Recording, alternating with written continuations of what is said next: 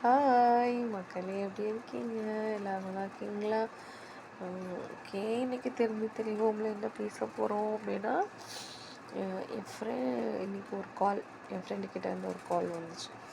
So என்னப்பா அப்படின்னு நான் கேட்கும்போது, இந்த மாதிரி இப்போ குழந்தைக்காக ட்ரை பண்ணிட்டுருக்கோம், ட்ரீட்மெண்ட்ஸ் எடுத்துகிட்ருக்கோம், பட் நோ சக்ஸஸ் அந்த மாதிரி போயிட்டுருக்கு.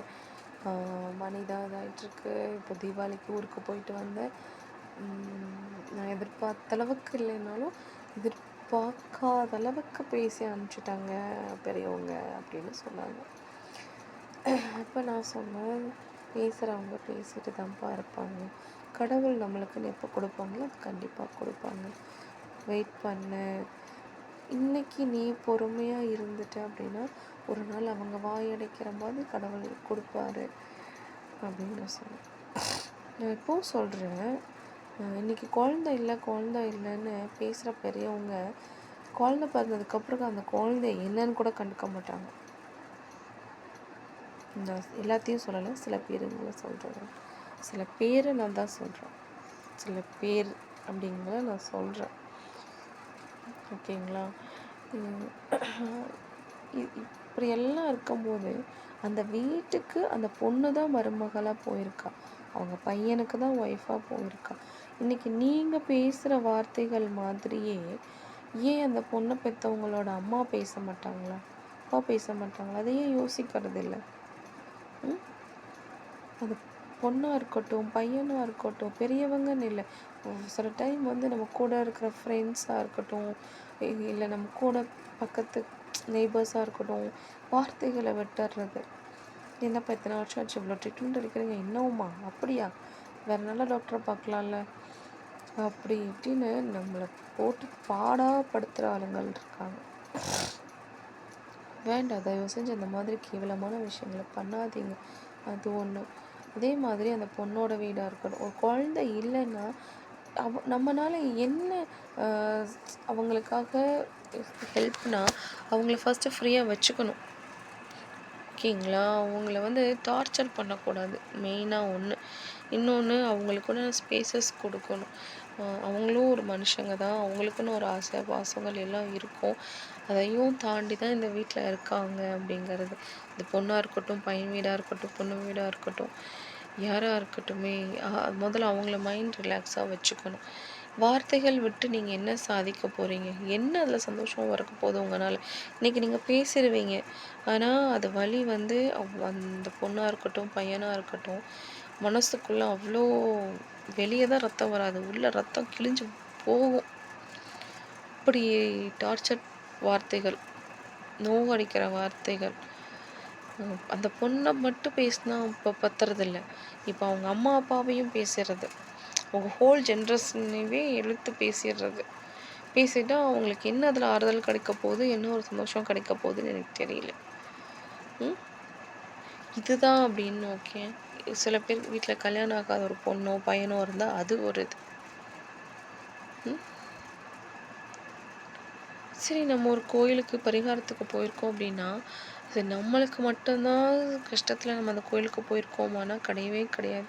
அங்கே போய் பார்த்தோம்னா தான் தெரியும், ஒவ்வொருத்தருக்கும் ஒவ்வொரு கஷ்டங்கள், ஒவ்வொருத்தரும் அவங்களை எப்படி டார்ச்சர் பண்ணுறாங்க, எப்படியெல்லாம் அவங்க அனுபவிச்சிட்ருக்காங்க, எப்படியெல்லாம் அவங்க கஷ்டப்பட்டுட்ருக்காங்க அப்படிங்கிறத நம்ம கண்கூடார போய் பார்த்துட்டு வர முடியும்.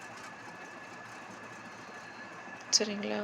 தயவு செஞ்சு சொல்கிற, குழந்தை இல்லாதவங்க, கல்யாணம் ஆகாதவங்க, இவங்களெல்லாம் படாப்படுத்தாதீங்க. அதே மாதிரி ஒரு முக்கியமான விஷயம் என்னென்னா, இதில் 3வதாக ஒருத்தரை இன்க்ளூட் பண்ணணும் அப்படின்னா, அம்மா அப்பா இல்லாதவங்களாக இருக்கட்டும், இல்லை கல்யாணமாகி டிவோர்ஸ் ஆனவங்களாக இருக்கட்டும், இல்லை இப்போ சிச்சுவேஷன் சரியில்லாமல் டிஸ்டன்ஸில் இருக்கிறவங்களாக இருக்கட்டும், யாரையுமே கஷ்டப்படுத்தாதீங்க. கஷ்டப்படுத்தி நீங்கள் என்ன சாதிக்க போகிறீங்க? ஃபஸ்ட்டு என்னென்னா, நீங்கள் முதல் தெளிவாயிக்கோங்க. யார் என்ன வேணாலும் பேசட்டும், என்ன வேணாலும் பண்ணட்டும், நம்மளுக்கு அதுக்கும் சம்மந்தம் இல்லை. நம்ம லைஃப்பில் என்றைக்கு எதெல்லாம் நடக்கணும்னு இருக்கோ அது நடக்கும். அதை மைண்டில் முதல் ஃபிக்ஸ் பண்ணிக்கோங்க தயவு செஞ்சு. என் ஃப்ரெண்ட்ஸாக இருக்கட்டும், இல்லை இந்த வீடியோ பார்க்குற யாராக வேணாலும் இருக்கட்டும், சரிங்களா? இந்த கஷ்டங்கள்லாம் அனுபவிச்சுட்ருக்கிறவங்களுக்கு தான் தெரியும். ஏன்னா நானும் அந்த சிச்சுவேஷன்லேருந்து தாண்டி வந்து தான் ஒரு ப்ரீஷியஸான இயரில் வந்து என் குழந்தை எனக்கு கிடச்சாங்க. ஓகேங்களா? ஸோ ஒவ்வொரு தடவையும் ஒவ்வொருத்தர்கிட்டயும் இருந்து தன்னோட தன்னோட சோல்மேட்டை நாட்டை கூட நம்ம அசிங்கப்பட்ட நாட்கள்லாம் இருந்திருக்கு, வேதனைப்பட்டு. ஸோ அந்த மாதிரிலாம் தயவு செஞ்சு இருக்காதீங்க, வேண்டாம்.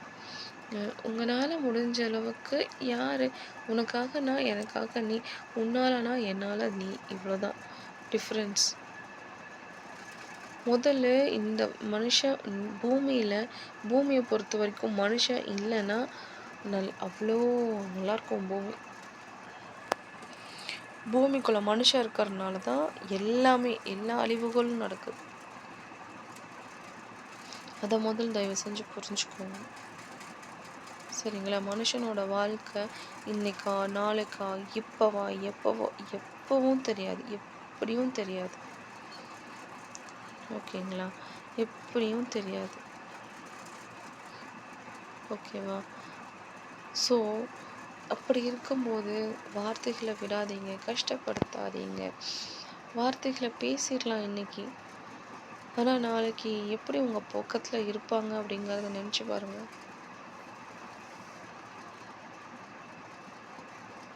அதனால் யோசிச்சு பேசுங்க.